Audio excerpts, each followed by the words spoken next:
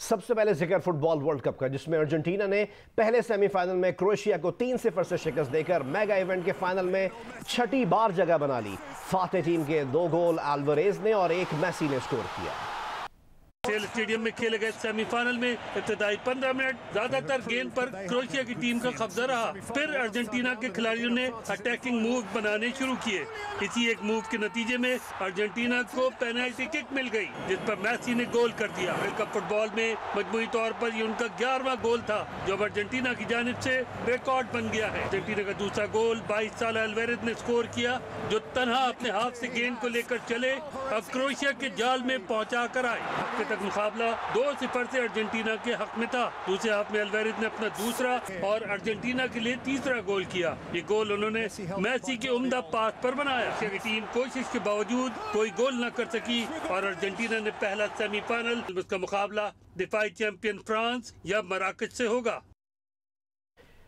10 बरस कबल फुटबॉल की दुनिया के मायनाज खिलाड़ी अर्जेंटीना के लायनल मेसी के मद्दा की हैसियत से तस्वीर खिंचवाने वाले अल्वारेज अपने पहले ही वर्ल्ड कप में हीरो बन गए। सेमीफाइनल में क्रोएशिया के खिलाफ 2 गोल दाग दिए। पहले गोल पर मेसी भी उनके मद्दा हो गए। 10 बरस पहले जब जूलियन अल्वारेज 12 साल के थे तो उन्होंने अपने दीगर दोस्तों के साथ मेसी के फैन की हैसियत से उनसे तस्वीर की फरमाइश की, जो मेसी ने पूरी कर दी। अल्वारेज का ख्वाब भी मेसी की तरह अपने मुल्क की नुमाइंदगी करना और वर्ल्ड कप खेलना था, जो मौजूदा वर्ल्ड कप में पूरा हो गया। न सिर्फ अल्वारेज का ख्वाब पूरा हुआ, बल्कि उन्होंने 2 गोल भी दाग दिए। पहला गोल उन्होंने तन्हा अपनी कोशिश से बनाया, जब वो अपने हाथ से गेंद लेकर चले और उसको हरीफ के जाल में पहुंचा कर ही दम। इस मौके पर साथ ही खिलाड़ी की हैसियत से उनको सबसे पहले मुबारकबाद देने वाले मेसी थे। वो भी अल्वारेज के इस अंदाज से गोल करने पर उनके मद्दा हो गए। अल्वारेज ने अपना दूसरा और टीम का तीसरा गोल भी बनाया। ये गोल उन्होंने मेसी के उम्दा पास पर बनाया। इस मर्तबा भी सबसे पहले मेसी ने उनको मुबारकबाद दी। वफाकी वजीर खजाना इसाक डार का कहना है कि अभी तेल की कीमतों में कोई सेल्स टैक्स नहीं लगाया। तेल की कीमतों में माजी के 50 रुपए आयद करने की जो कमिटमेंट है वो पूरी करनी होगी। अभी तक ये पॉलिसी है कि पेट्रोलियम मसनूआत की कीमतें कम नहीं कर रहे तो बढ़ा भी नहीं रहे। वफाकी वजीर खजाना इसाक डार ने मजीद कहा है कि कोशिश है कि रूस से 30% रियायत पर तेल मिल जाए। रूस से सस्ता तेल खरीदने पर जो पाबंदी थी वो ख़त्म हो गई। IMF की नई किस्त के लिए भी तमाम मामलात पूरे हैं। सऊदी अरब ने पाकिस्तान की माली मदद का ऐलान किया है।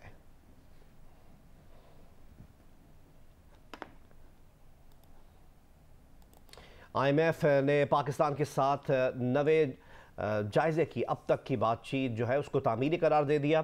IMF की नुमाइंदा एस्तर परेज ने कहा है कि बातचीत में सैलाब के बाद की मुआशी सूरत हाल, मालियाती पॉलिसी, शरह मुबादला और तवानाई के हवाले से पॉलिसीज़ का जायज़ा लिया गया। मुज़ाकरात में सैलाब के बाद के इक़्तिसादी इम्कानात पर भी नज़रसानी की गई। साथ साथ 7वें और 8वें जायज़े के बाद की पॉलिसीज़ का भी जायज़ा लिया गया। एस्तर परेज ने मज़ीद कहा कि सैलाब के बाद के फलाही और बहाली नौ के मसाइल हल करने के मुतालिक पॉलिसीज़ पर मुज़ाकरात जारी रखेंगे।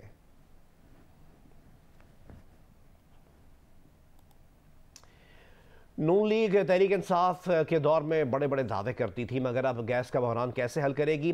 प्रोग्राम आज साजिब खानजादा के साथ में मेज़बान ने साबिक वज़ीर ख़जाना और नून लीग के रहनुमा मुफ्ती इस्माइल को पुराने दावे दिखाए और सवाल किया तो उन्होंने कहा कि तहरीक इंसाफ की हुकूमत को $3 की LNG मिल रही थी, मगर उन्होंने तवील मुद्दती मुआहदे नहीं किए। आज $35 पर LNG जर्मनी और यूरोप के दीगर ममालिक को नहीं मिल रही।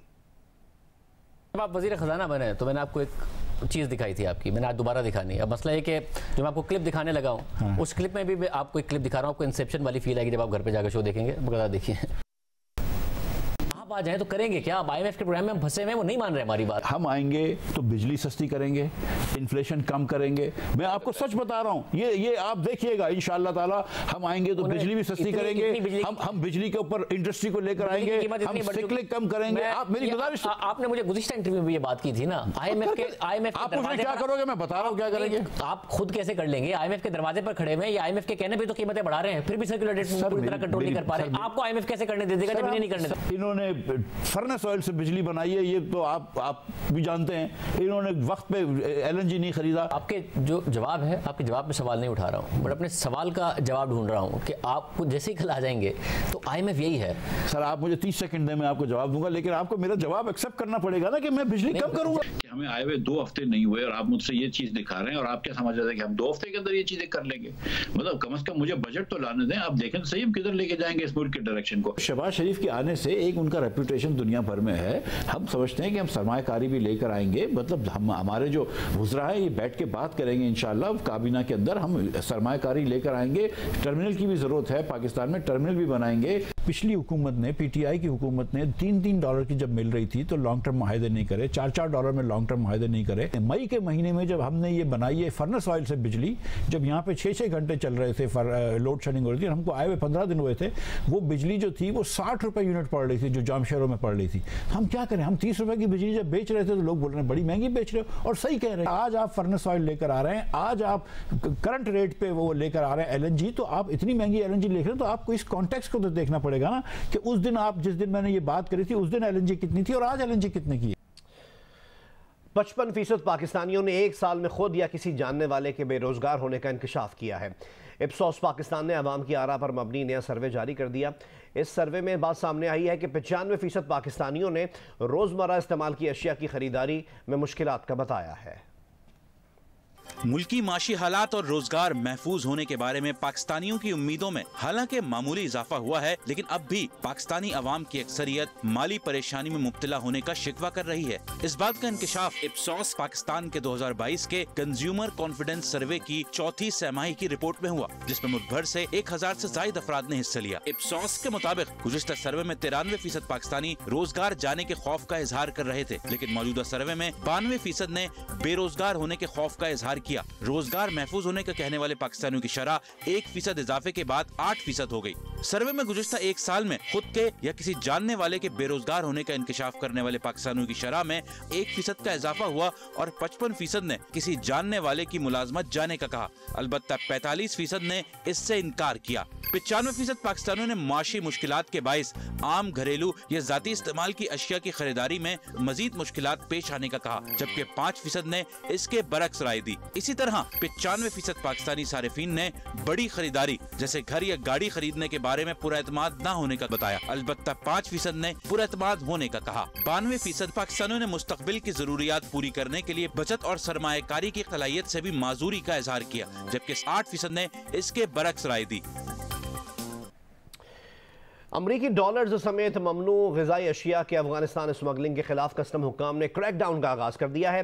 वफाकी वज़ीर ख़जाना की हिदायत पर महकमा कस्टम खैबर पख्तूनख्वा ने अफगानिस्तान के साथ 4 सरहदी गुज़रगाहों पर हाई अलर्ट जारी कर दिया। मज़ीद जानते हैं काजी फजलुल्लाह की इस रिपोर्ट में।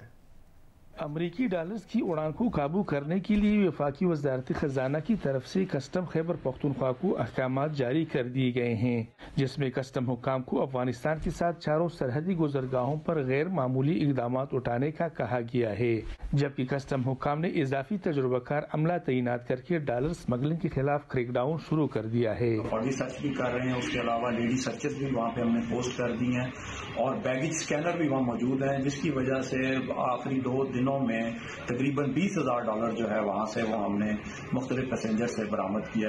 वफाकी हुकूमत ने मुल्क में खुराकी अशिया की रसद व तलब में अदम तवाज़ुन का नोटिस लिया है। गंदम, चीनी, आटा और खाद अफगानिस्तान ले जाने पर आयद पाबंदी पर सख्ती से अमल करने की हिदायत जारी की है। तुरखम के ऊपर जो है ना जी एक बहुत बड़ी एक जो कंसाइनमेंट थी, जिसमें कि कोल डिक्लेयर था और फिर उसके अंदर से जो है वो बड़ी तादाद में टायर और दूसरा सामान जो है स्मगलिंग का बरामद हुआ। मुल्की मईशत के इस्तेहकाम के लिए गैर मुल्की अशिया पाकिस्तान लाने और अमरीकी डॉलर्स को अफगानिस्तान स्मगलिंग को रोकना नागुज़ीर है। काजी फजलुल्लाह, जियो न्यूज़, ज़िला खैबर। कनाडा की इमिग्रेशन कमेटी के रुकन और पाकिस्तानी निजाद शफकत अली का कहना है कि कनाडा इमिग्रेशन लॉटरी के झांसे में ना आए। कनाडा ने कोई लॉटरी सिस्टम शुरू नहीं किया। कनाडा को लॉटरी फ्रॉड के बारे में पाकिस्तान से शिकायत मौसूल हो रही हैं।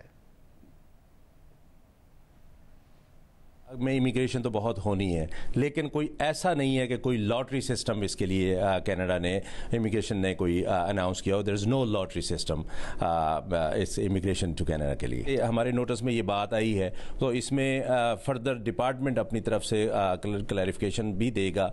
उसमें उनकी वेबसाइट पे आपको जो है ना वो इन्फॉर्मेशन मिलेगी, लेकिन अब मैं आपको कैटेगरीली बता रहा हूँ कि देयर इज़ नो कोई लॉटरी सिस्टम नहीं है कनाडा के इमिग्रेशन अप्लाई करने के लिए। और बात करते हैं बलूचिस्तान के बल्दियाती इंतखाबात की। बलूचिस्तान के 32 अजला में बल्दियाती इंतखाबात के दूसरे मरहले में मखसूस नशिस्तों पर उम्मीदवारों के इंतखाब के लिए पोलिंग का आगाज़ हो गया है। तफसीलात से मैं आगाह करेंगे मस्तोंग से नुमाइंदा जियो न्यूज़ शहाब उमर। आज इस वक्त में म्यूनसिपल कमेटी ज़िला मस्तूंग में मौजूद हूँ। बलूचिस्तान में बल्दियाती इंतखाबात के दूसरे मरहले के सिलसिले में पोलिंग आज हो रही है। इस हवाले से म्यूनसिपल कमेटीज़, म्यूनसिपल कॉरपोरेशंस और यूनियन कौंसल्स की मखसूस नशस्तें, दिन में ख़वातीन, किसान, मजदूर अक़लियतें शामिल हैं। बलूचिस्तान के 32 ज़िला में मजमूई तौर पर जो मखसूस नशस्तों की कुल तादाद है वो 4788 है। ताहम 1734 उम्मीदवार बिला मुकाबला मुंतखब हो चुके हैं। 744 जो नशस्तें हैं वो खाली हैं। आज जो पोलिंग हो रही है वो 2310 नशस्तों पर। इस हवाले से जो 32 अजला में जो पोलिंग के हवाले से इंतज़ाम तैयारियाँ सारे किए गए हैं और जो पोलिंग का अमल है वो बगैर किसी वक्फे के शाम 5 बजे तक जारी रहेगी। जी, वफाकी वज़ीर ख़जाना इसाक डार कहते हैं कि जनरल बाजवा ने नहीं, 2 और लोगों ने परवेज़ इलाही को इस तरफ लगाया कि बनी गाला का चक्कर लगाएं। परवेज़ इलाही को कॉल वाबडा हाउस और कहीं और से आई।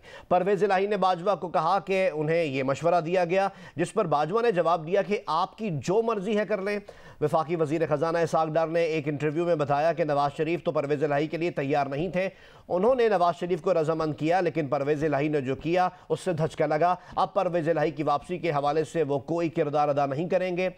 इसाक डार ने कहा कि आर्मी चीफ के लिए जो नाम शहबाज शरीफ ने दिया, मियां मोहम्मद नवाज शरीफ ने उसकी तौसीक कर दी। सदर मुमलिकत आर्मी चीफ की समरी मुस्तरद करते तो हुकूमत के पास प्लान बी मौजूद था। प्लान बी के तहत जो नाम आर्मी चीफ के लिए दिया गया था उन्हीं को प्रोमोट करके vice chief of army staff बना देते। तवक्को है कि नए आर्मी चीफ अपने इदारे और सिस्टम में बेहतरी लाएंगे।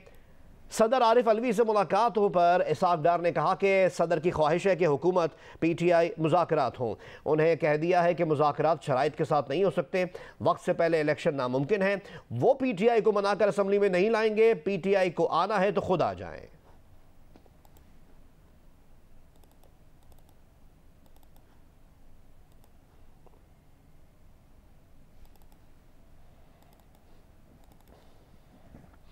दीगर खबरें शामिल कर रहे हैं। आपको बताएं कि तहसील मेहड़, खैरपुर, नाथन शाह और जोही की 22 यूनियन काउंसिलों के 300 देहात अब भी पानी की लपेट में हैं।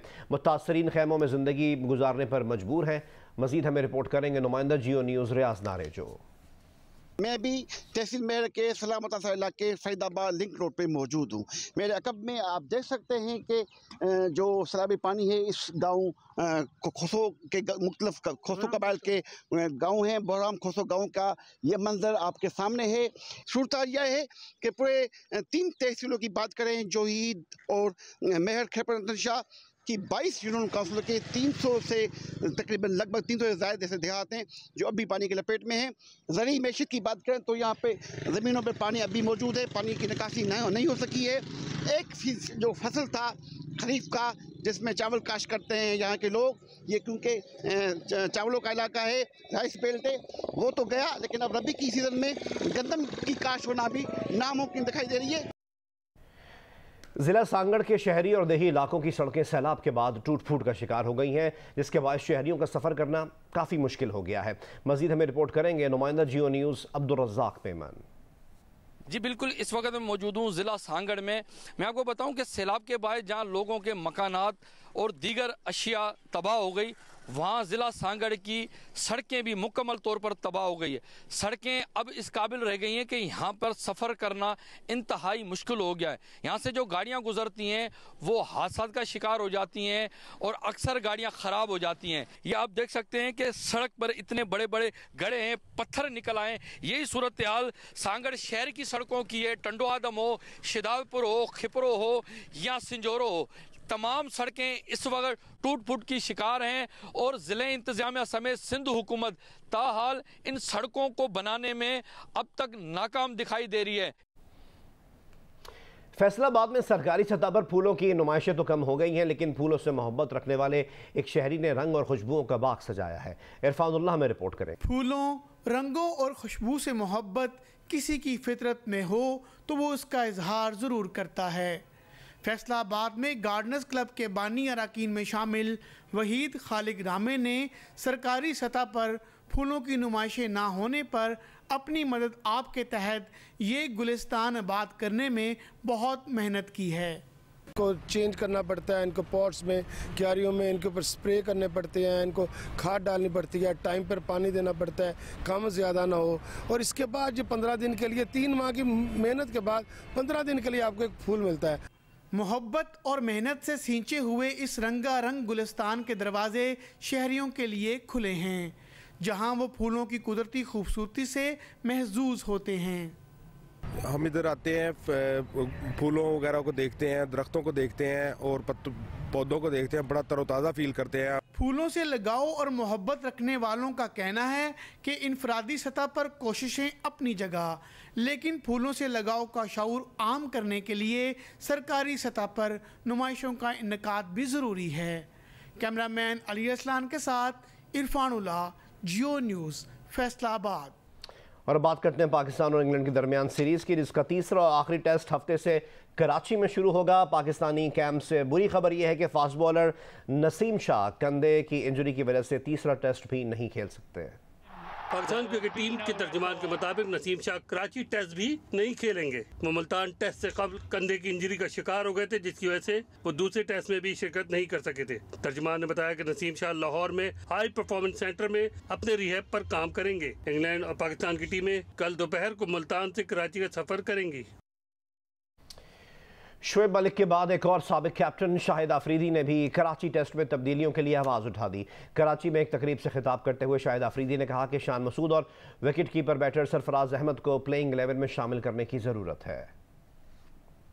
पाकिस्तान क्रिकेट टीम को पहले रावलपिंडी टेस्ट और उसके बाद मुल्तान टेस्ट में शिकस्त का सामना करना पड़ा, साथ ही सीरीज भी गंवा बैठी। दूसरा टेस्ट तो सिर्फ 3.5 दिन में ही खत्म हो गया। इसके बाद साबिक कप्तान शोएब मलिक ने सोशल मीडिया पर अपने पैगाम में लिखा कि कराची टेस्ट के लिए शान मसूद और wicket keeper batter Sarfaraz Ahmed को प्लेइंग 11 में शामिल करना चाहिए। दूसरी जानिब पाकिस्तान के एक और साबिक कप्तान शाहिद आफरीदी ने भी कराची में एक तकरीब में तीसरे टेस्ट में तब्दीलियों के लिए आवाज़ उठाते हुए कहा कि शान मसूद और सरफराज अहमद को फाइनल 11 में शामिल करना चाहिए। कप्तान बहुत तगड़ा है, फैसले बहुत अच्छे। पाकिस्तान और इंग्लैंड के अंदर जो फर्क है वो फिनिशिंग का फर्क है, जो कि मैं समझता हूँ कि फिनिशिंग इंग्लैंड की टीम को बेहतर तरीके से आती है, जिसकी वजह से वो टॉप टीमों के अंदर शामिल है कि आपको आपकी कंडीशन, आपकी पिचेस के हिसाब से भी आपको हरा के जा रही है। आखिरी टेस्ट मैच है, मैं समझता हूँ कि वो लड़के जो बाहर बैठे हुए, खासतौर पर सरफराज अहमद, शान मसूद, उन प्लेयरों को चांस देना चाहिए, क्योंकि अब आप वर्ल्ड चैंपियनशिप, टेस्ट चैंपियनशिप से भी बाहर हो गए, तो प्लीज जो लड़के परफॉर्म कर रहे हैं, जिन्होंने डोमेस्टिक में अच्छा परफॉर्म किया,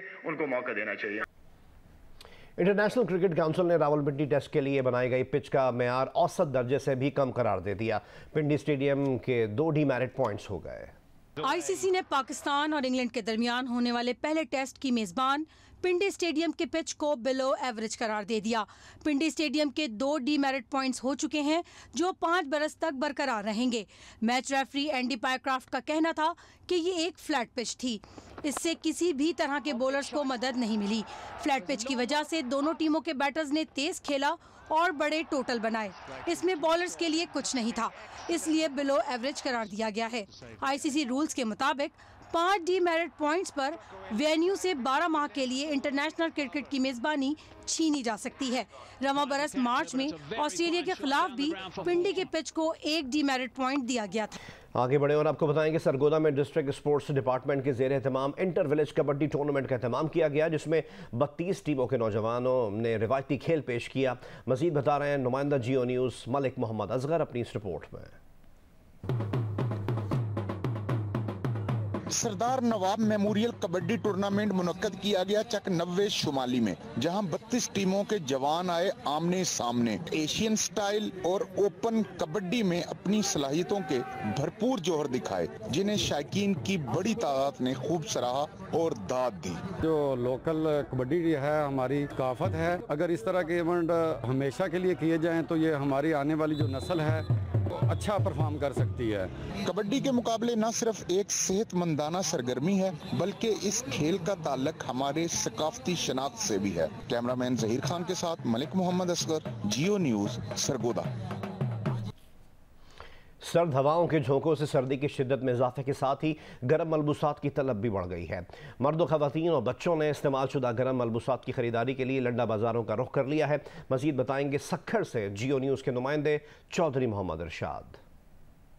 जी, मौसम सरमा की आमद के साथ ही सक्खर की मुख्तलिफ शाहराहों और चौराहों पर दरामद शुदा मलबूसात के स्टॉल लग जाते हैं। हम इस वक्त मौजूद हैं मीनारा रोड पर, जहाँ पर जो है चारों तरफ जो है वो लुंडा बाज़ार कायम है, जहाँ मुख्तलिफ इक़साम की जर्सियाँ, स्वेटर, कोट, बच्चों के, ख़वातीन के, मर्दों के शूज़ और मलबूसात दस्तयाब हैं। लोग यहाँ आ रहे हैं, बड़ी तादाद में ख़रीदारी कर रहे हैं। हम लोग गरीबों के लिए बहुत अच्छी चीज़ है ये। लुंडा बाज़ार में इसलिए आते हैं कि इधर नए तो ज़्यादा महंगी मिलती है, इधर थोड़ा कम मिलती है। बाज़ार बहुत अच्छी है। ये कोट लिया है 350 में, ये रज़ाएँ अच्छी मिलती है। यहाँ पर खरीदारों का ये कहना है कि कुछ महंगाई ज़रूर है, लेकिन जो है वो आम मार्केटों के मुकाबले में इस वक्त भी यहाँ बहुत ज़्यादा सस्ते मलबूसात दस्तयाब हैं।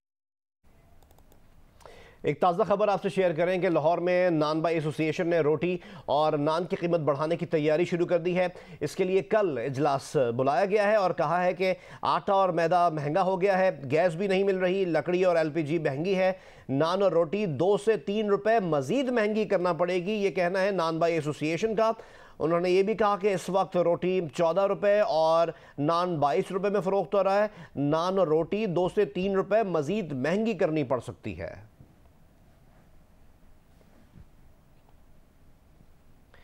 एक बार दोबारा बात करते हैं सर्द मौसम की। रुख करते हैं पारा चिनार का, जहां सर्दी की शिद्दत में इजाफे के साथ अवामी मुश्किलात भी बढ़ गई हैं और मुख्तलिफ अमराज भी तेज़ी से फैल रहे हैं। मजीद हमें रिपोर्ट करेंगे अली अफजल अफजाल। पारा चिनार समेत ज़िला कुरुम में सर्दी की शिद्दत में इजाफा हो गया है। शदीद सर्दी के बायस जहां लोगों के दीगर मुश्किलात बढ़ गए हैं, वहां मुख्तलिफ़ किस्म के अमराज भी बढ़ गए हैं। डॉक्टरों का कहना है कि बच्चों के अमराज में इजाफा हो गया है। गले, सीना, नज़ला ज़ुकाम और दीगर अमराज में इजाफा हो गया है। शहरों का कहना है कि अस्पताल मरीज़ पहुँचाने की सूरत में वहाँ हीटिंग सिस्टम नहीं है, जिसकी वजह से उन्हें शदीद मुश्किलात दरपेश हैं। ताहम अस्पताल इंतज़ामिया का कहना है कि हीटिंग सिस्टम बेहतर बनाने के लिए कोशिशें की जा रही हैं।